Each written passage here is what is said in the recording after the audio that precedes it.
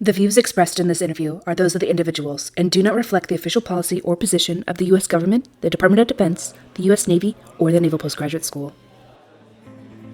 Welcome to the Trident Room, brewer of stout conversation, unfiltered and on tap. On today's episode, Trident Room host Karl Flynn sits down with Dr. Joe Hooper and Ana Eckhart. So, first of all, thank you both for making the time. I know, Dr. Hooper, you're an extremely busy man, but we got this figured out, so glad you're able to join us. So just wanted to start out, so this particular class that we're going to be discussing, so I was in it last quarter. I was in person, went over anything and everything from small arms to torpedoes and underwater explosives. And one interesting thing that we were talking a little bit before we actually started the podcast was one of my roommates from the Naval Academy, who's a SWO, who's out in Japan, just out of the blue reached out to me. He's like, "Hey, man, are you in the weapons class with Dr. Hooper?" I'm like, "Yeah, how do you know about this? You're in the fleet." And he's like, "Oh, I'm in the class too." So that sort of whole conversation of, why the heck are you taking an academic class from NPS when you're in the fleet? So hopefully we can get into that and answer some of those questions. So first of all, just the first question is, how did this all get started? So one thing you'd mentioned in the questionnaire I sent you was there's the pipeline backup and you're directed by Paparo. So please take it away. Yeah, absolutely. So this started last fall. Okay. We started having discussions with the aviation community, and then the SecNav had also visited here, and there were some discussions on this also. There's considerable pipeline backup. Paparo had directed a number of actions in order to close this, but we had a number of ensigns coming out of our OTC, coming out of the Naval Academy, so they were waiting considerable times there in Pensacola, like up to 15 months in some cases, even longer. Oh, wow. And so they were trying to come up with a number of things to have them do on the aviation side. And so NPS and a few others has suggested, like, this makes sense for a grad ed opportunity. So we currently have a few programs, one we generally call the Shoemaker Scholars and one called the Bowman Scholars, where ensigns will come here usually directly after their undergraduate. They do a condensed 12-month program in resident. It's a little bit easier in resident, right? You can do it rapidly. But we have programs for ensigns right now, so we had suggested, okay, we could do something distance learning while they're there in Pensacola, at least get them a head start. It's probably not enough time to get a full graduate degree, but you could get a head start on a number of things which you could eventually complete later in the career.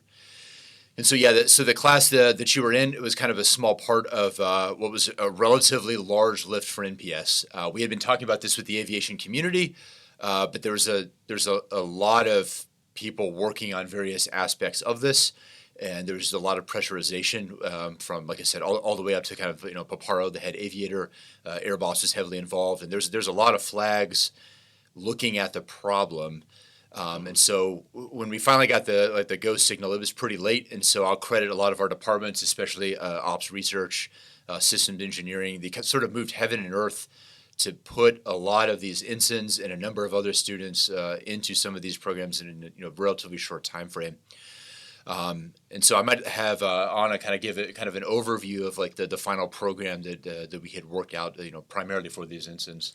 Yeah, I think so. The original number we were given was 160 ensigns, so that's what we were planning for. And I think we maybe had 6 weeks or something around that time frame when we said we were told go. Oh, plenty of time. Sure. And so they wanted them to complete 2 certificates within 6 months. So here at NPS, typically 1 certificate takes a year. So it required us to stack their classes, which requires more staffing from faculty. So again, figuring that out in 6 weeks is not easy. Right. So also we were directed to provide them with ops analysis and STEM generally. So basically what we had to do was engage these departments, see who could take on the load. Obviously, it's mostly operations research because everyone took 1 operations research certificate and then 1 in a general varying STEM area depending on their undergraduate background. As you probably know, ops analysis is kind of unique. It's a little bit different than, so for example, in like the program that you're in, Karl, like we have a lot of engineering duty officers, other restricted line. Yep. They're sent here for technical degrees. Ops analysis is different. It doesn't have its own restricted line community. Okay. It's drawn usually from unrestricted line. But it's a lot of things that are like kind of badly lacking out there in the fleet. People doing like planning, strategy. Paparo was very passionate about this, having a degree in ops analysis from NPS. Makes sense. And also, I think like feeling it very heavily out at the Pacific Fleet, where they're trying to look at a lot of these things, and they simply don't have people like there's a bunch of stories we were passed from Paparo, like he's asking questions like, we've got all these assets in the area, like what's the combined probability that we lose track of this asset, like that we're trying to look at. We've got each of these probabilities from these various platforms, space layer, like other surface assets, like, okay, we lost this asset, we lost track of it. Was that likely? Was that like, what was the expected? And then basically no one can answer questions that would be covered by things like introductory ops analysis classes here. Right. And it's part of a larger talent management issue where like the Navy sends some people here to get trained in this, but then doesn't actually put them in billets where they can be utilized. And the operational fleets who are like, directly at the front of the fight are really feeling it. And so part of the intent for this was, okay, we're putting a bunch of aviators through. Yep, they're headed to flight school next. But this is an important kind of like gap and like down the pipeline. We want to get as many people as we can with some experience in this. And so again, I'll give credit to Matt Carlisle, the chair, and a bunch of other people in ops analysis. Really moved heaven and earth to get every single ensign into an ops analysis cert. And then we also put them into a number of our STEM certs. Those are maybe a little bit easier because we have some space available. Like we're not packed to the gills in like the physics department, Right. Or in some of the other departments. So this was a high priority for the Navy, which we're able to get the majority of people into.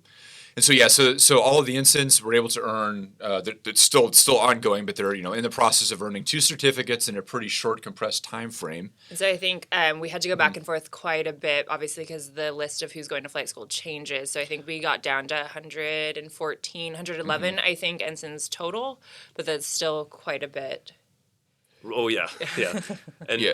just a question on my end. So is it strictly ensigns, or are there also second lieutenants who are also student naval aviators, or strictly just Navy personnel? Yeah, correct. Okay. Yeah, Interesting. so this program, but maybe to your point on, for example, like your roommate in the academy who's also in this class, kind of what we've been doing for this is, so we stood up this on a quick turn for student naval aviators. Mm-hmm. But this is part of like a much larger push that we've had all the way up from the Secretariat, as well as from the people who pay for NPS and have run us OpNav N7. So Vice Admiral Hughes there actually has an entire track on what's called the NAV Plan Implementation Framework. These are kind of like the very high-level goals we have for like long-range fires, terminal defense. But there's one on education. Oh, interesting. And the Secretariat has also produced their own naval education strategy. But all over this strategic guidance is programs like we stood up for the ensigns. Really, in our mind, this is a pilot for like kind of a different way of doing business at NPS that is going to be better positioned to serve the fleet.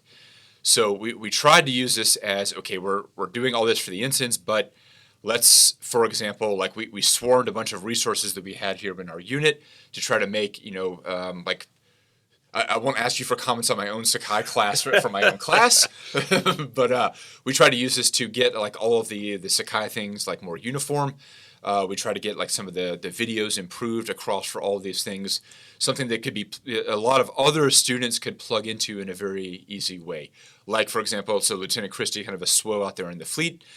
He's also doing some weapons tactics instructor courses on there. Correct, yeah. But an opportunity for these types of students to plug into NPS. They're not going to come to Monterey for 2 years. Very few of them, especially if you're like a fast runner in a lot of these communities in SWO or aviation. Unless you happen to get lucky through some program like this 12-month program, right. You happen to get lucky here in the pipeline backup, you are not probably coming to NPS for 2 years. And many of them are often, they're paying out of pocket to get a graduate degree, kind of working it somewhere in the mix, because you need that still for major command. Correct. So we have this is a kind of a piece of a much larger effort at NPS where we've been trying to reorient some of our educational offerings to serve not only these aviation ensigns, but kind of more broadly like a much broader part of the fleet. Yeah, and so I just want to be clear too that our goal with this, which we're calling the NPS Extended Campus, is we want to maintain our core in residence offerings, but we're just trying to expand our education. So it's not to substitute what we are already doing, but as Joe was mentioning, there are those communities that we simply cannot reach with in-resident education. Right. So we are, as he mentioned, sort of shifting our resources, our support resources for the faculty and for the institution at large to provide quality distance learning. Because at this point, it's sort of largely been on the departments themselves, but this is a centralized function so that we can support across campus. So maybe, so an excellent point, maybe a little bit on this. So we've reoriented kind of part of academic affairs where we're in, which we have, as Ana said, referred to as the NPS Extended Campus. We've reoriented some personnel and some other resources on this. And so it's meant to serve somewhat in a role similar to what some other universities have, like Purdue has their global campus. University of Maryland has one which serves a lot of active duty as well. But ours is heavily integrated into the actual Navy Marine Corps system, right? So it's meant to award some of the subspecialty codes. It's meant to be eventually integrated into some of the detailing processes, the community management processes. So we've had a bunch of discussions with Navy HR in Millington.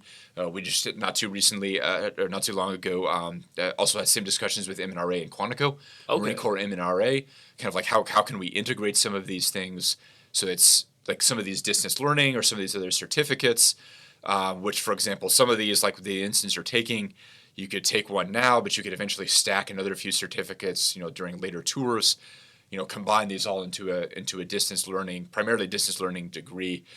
But so we've been trying to integrate this more directly, so it's kind of part of the consciousness and part of the talent management process for the Navy and Marine Corps. And this is kind of what everyone wants at the high level, but we're trying to turn the ship here slowly. But as Ana mentioned, very, very important that we're not trying to massively change anything we do for the in-resident. Correct. Because we still have a lot of people coming here for, ops analysis. Everything that the engineering duty officers do is a good example. They want the hardcore technical degrees. That really needs to be in resident, like they're doing a hardcore thesis. Yep.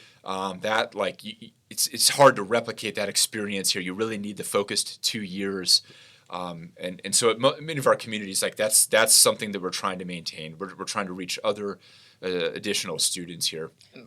Your detailer, your monitor sends you here, you have orders here. With distance learning, the way it's set up right now is it's completely, you're opting in yourself. So people don't have orders written for grad ed, except for the ensigns. That was, in fact, my understanding, part of their orders was to do grad ed. Correct. But typically distance learning, it's on your own time, you're choosing to do so. It's still mission funded for active duty Navy and Marines. We also have a large amount of civilians in our distance learning, but as he was essentially saying, is we would like to see if we can shift that so it's actually part of the talent management processes. So we've been thinking about things, could you do bundled orders or things like that where you have part of your time dedicated to distance learning and then part of the time your job. So there's just a lot of ways we're trying to think of how we can do things differently. That from the talent management angle, as a Marine, that makes a lot of sense. And I think a lot of good could be done there. Data point of one, but my experience was I was a platoon commander in the fleet, and then my battalion XO called me and one other lieutenant from my company into his office, and he goes, "Hey guys, there's this thing called NPS." I'm like, "Okay, what is that?" He's like, "Well, if you went to the Naval Academy, you majored in engineering, and you got above a 3.0, and I'm like, check. He's like, "Then you're going to NPS." I'm like, "Okay, I guess I'm going to NPS." So interesting. Yeah, and historically, NPS in the Marine Corps has gotten a bad rap as being bad for your career. Right. But so far from, Major Wish, who was just a student here, and some of the other Marines I've talked to, not necessarily the case.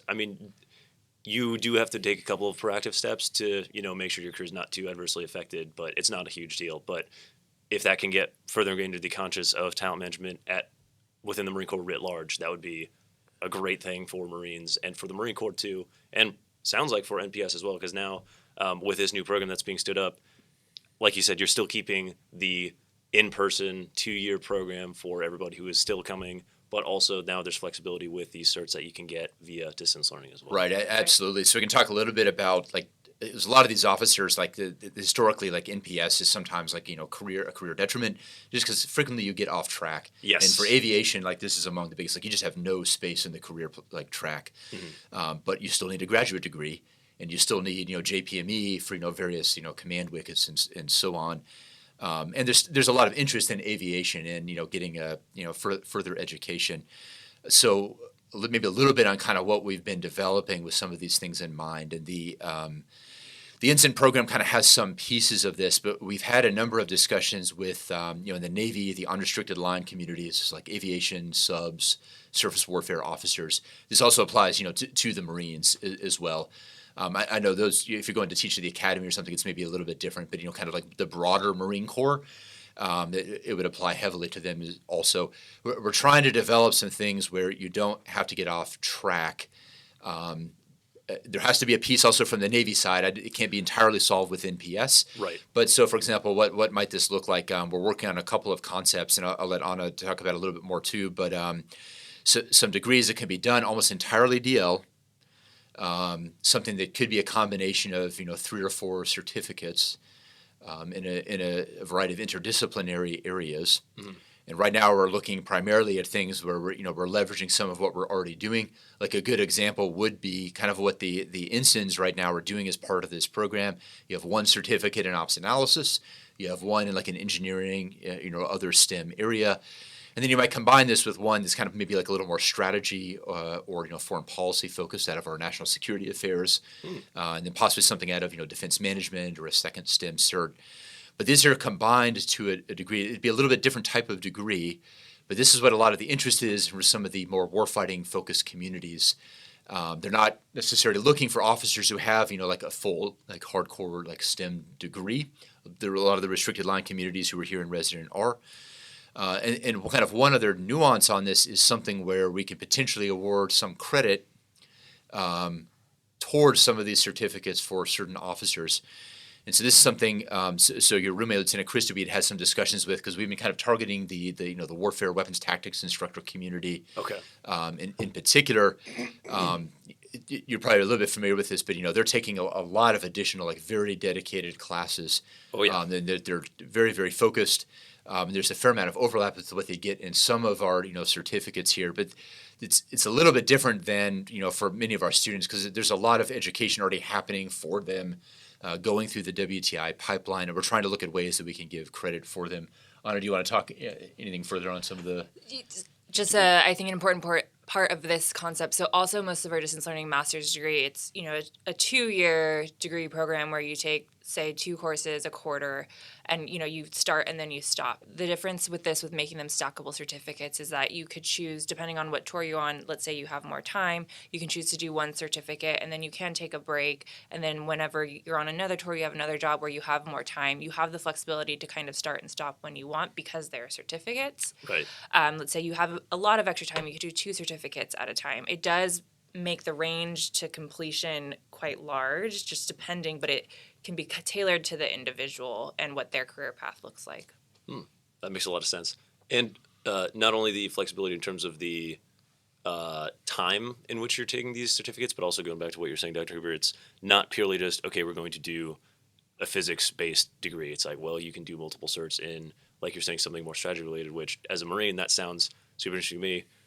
If any of my quantum mechanics or EMAG professors hear this, I'm sorry, but it's not really relevant to the infantry. But getting a baseline understanding of applied physics is great, but then also having something more, like you were saying, to round that out a little bit more for the warfare communities that are less really, really ingrained into the sciences, that would be really right. That's the kind of balance that we're trying to take. I mean, obviously, like as a physics professor, I would love if everyone kind of came through and take like hardcore technical degree, for sure, teaching like heavy weapons, like down to the weeds. But the types of students that we're talking about here, it's a different type of student. Yes. And that's one thing you kind of want to emphasize. It's a different type of student than the traditional NPS student, and that resident baseline has been pretty consistent. I don't see that changing. We're not trying to change that.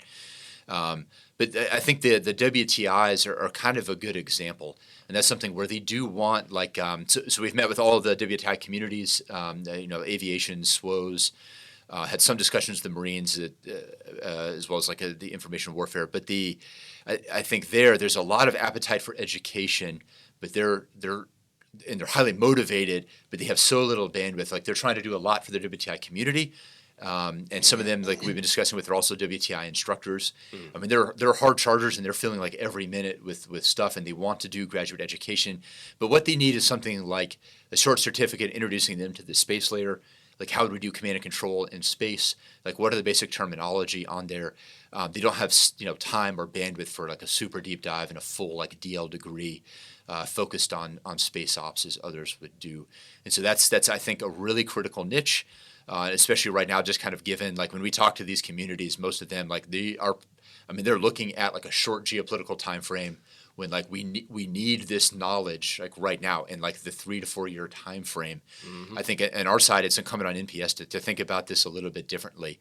I mean, we have to think differently about then like we get a degree, and then okay, maybe like 15 years later, like there's more of a direct utilization potentially for some of these types of aspects. I think there's a niche for us to fill where there's a much shorter time frame. I think for us to utilize these skills. I would tend to agree with that. So just a couple other questions I had off the top of my head. So obviously we talked about Lieutenant Christie, who's SWO out in 7th Fleet doing the WTI thing. And obviously all the ensigns who are down in Pensacola. Any other active duty folks that are out? Yeah, no. So it's interesting. So Lieutenant Christie was. So I'd met with him so he was going through my class. It was kind of interesting because I'd chatted with him a number of times because he's trying to do, as I mentioned, like a number of things where like this is the type of student we would like to reach. A highly motivated surface warfare officer wants to do education. But I mean, they're out there. I think he was out at like a Dejeron in Japan. Correct. And he's trying to do some of these things on the boat, and it kind of depends on like, do I have like the satellite comms coverage? Am I in like the zone where I can upload my homework? Right. So several times it's kind of like, okay, sir, like I can send you this email, but I can't actually upload this homework to Sakai. So like, got it. Like his homework's always like very high quality. Like I trust you. Like just get it to you get back in coverage. Makes sense. But so that's one of the things like we've been trying to think about. That's something. It's NPS used to have some options. Like if you're on the boat, we used to have some correspondence courses actually for quite a period of time. I think during the Cold War and then after, where you could take some things like you got a stack of books and you did some courses. I think where maybe your department head or someone else kind of monitored your exams there on the boat, and then you sent this all to NPS. And so we've been thinking, we haven't made a whole lot of progress yet. We've been thinking a lot about, okay, what does this look like in 2023 for NPS to do something like this? Because there's so much tech out there now that like we think some really cool stuff could be done. Like you're there on the boat, you could take prerequisites, say you haven't like applied physics, you haven't had like EMAG in a while, like you took it at the academy, but if you don't use EMAG, it's out of the brain for almost everyone. And so something where you could get like a refresher for calculus, for physics, and other things, as well as some things like I even think like the class you went through, Karl, like on just kind of like introductory weapon stuff. You could that could be packaged so it's this series of things on the boat, and this could be sent later. So this is kind of something coming like way down the pipe. We're trying to think about what are some options for at-sea education, and aviation has given us feedback as well. Like this is actually ironically sometimes maybe when they have the most time, like they have downtime there, like they're not flying or something like that. It may actually be better than if they're there on like a shore tour, in terms of trying to knock out a few classes, and have this integrated then into something where it could all build towards a distance learning degree. But yeah, there's a lot of interesting things that kind of came up with Lieutenant Christie, and he's also going through on an I-stop. He was going through a couple of like shorter programs at SMITIC in San Diego. He's taken some very very condensed classes, like 10 hours a day, studying for some of the the WTI classes there at SMITIC. Okay. And so we're real interested in this because I think the WTIs are like they're a piece of the unrestricted line community in the Navy that I think makes a lot of sense to hit. Like if we can work education out for the patch wearing communities, and this would also include the Marine Corps to some extent. At least we've had initial discussions on trying to work in MOTS to this. But I think if we can work out something for these communities, it will then apply to the broader unrestricted line, and the WTIs just have like an appetite for doing new cool stuff, and they can move quickly. So that's kind of been our strategy, is heavily engagement with them. We've had a whole bunch of discussions with SMITIC in particular, where Lieutenant Christie is plugged into. Just for our audience and for me as well. What is SMITIC? So SMITIC is the Surface kind of like the and Mine SWO Warfare Development Command. Yeah, so we've been meeting with all the warfare development centers. So there's NAUTIC, which is aviation. So everyone's familiar with Top Gun. That's where yes. the aviation WTIs are. And then SMITIC, which is the SWO WTIs. And we also went to NIWITIC, which is the information warfare WTIs. So I'm sure you're familiar with MOTS. So that's the Marine Aviation WTIs. I was not. Warfare but now school. I know. So this is at UMass. So many of them are set up they're kind of Top Gun-esque.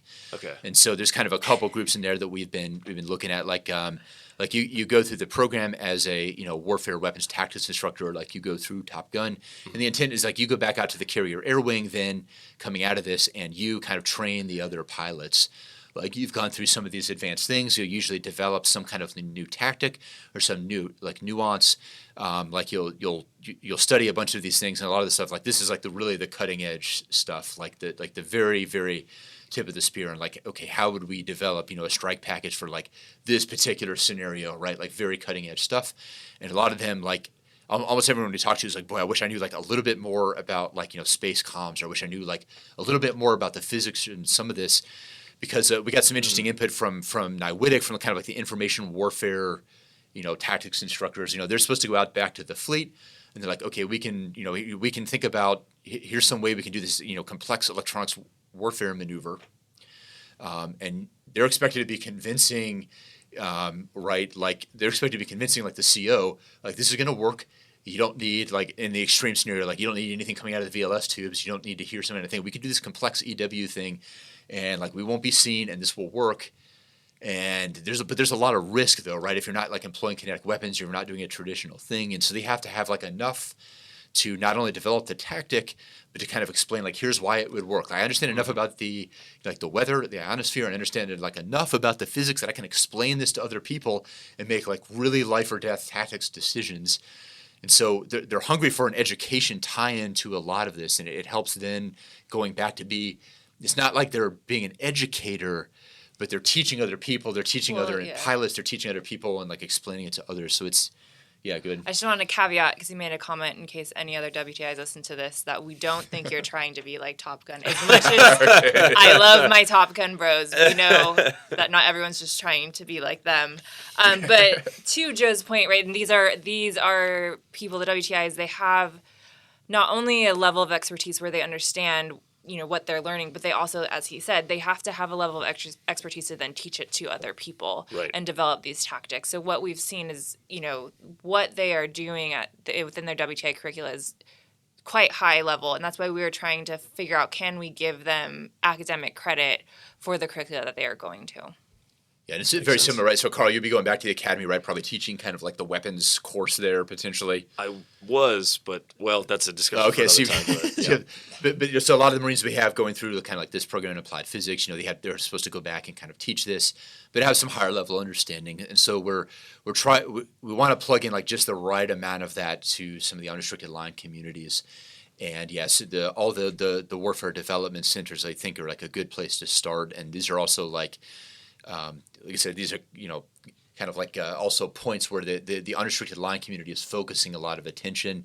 The promotion rates tend to be very high on this, right? This is kind of like, the track for, if you're on track for like major command, that type of thing. Well, and I think put simply, like at least from the Navy side, what we can see is like the WTIs are the dudes. So if we can get them to buy into NPS, we're hoping possibly, then it can kind of spread across the URL community. It's a little different on the Marines. The Marines tend to have like a broader appetite for education, is our impression. Like, yeah, that's what we've been told speaking to them. So yeah, and like a lot of Marines are just, there's the degree of maybe like self-motivation in the Marine Corps. Right? You heard it here first. Marines are smart and self-motivated. That's right. Okay. Right, exactly. Fair enough. Well, I'll stop singing my own praises. Just a couple other things I wanted to discuss. So we talked about the NPS Extended Campus and other distance learning programs.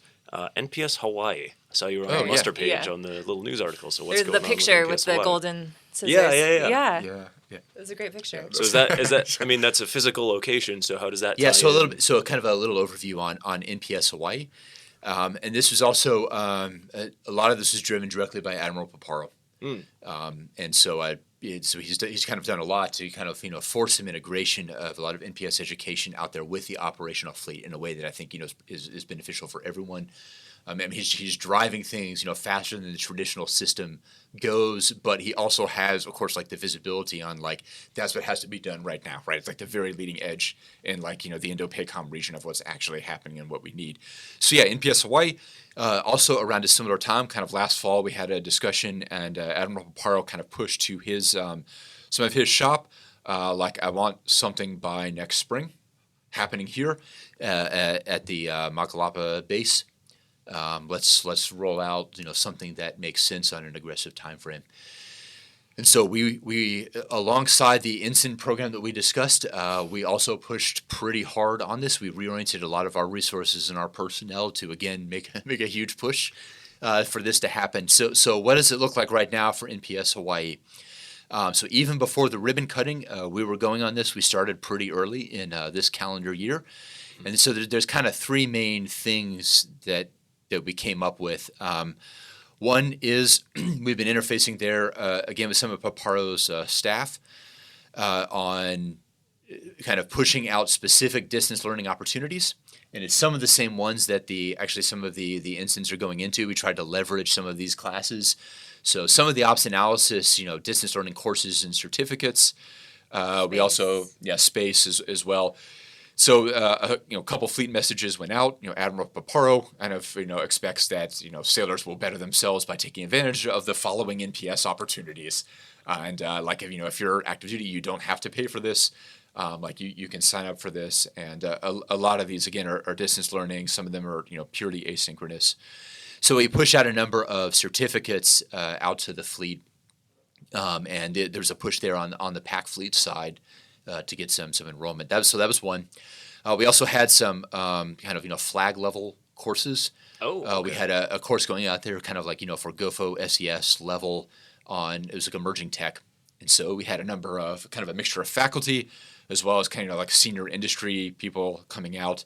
A lot of these flags, they come from technical backgrounds, but there is an interest on stuff's moving very quickly and a lot of these terms get thrown around. But it doesn't necessarily mean that all the flags, even if they went through a technical degree at some point, that they're familiar with what is machine learning, or we were talking a little bit before the podcast. Reinforcement learning, that's actually kind of almost a different planet than say some of the other more classification oriented machine learning.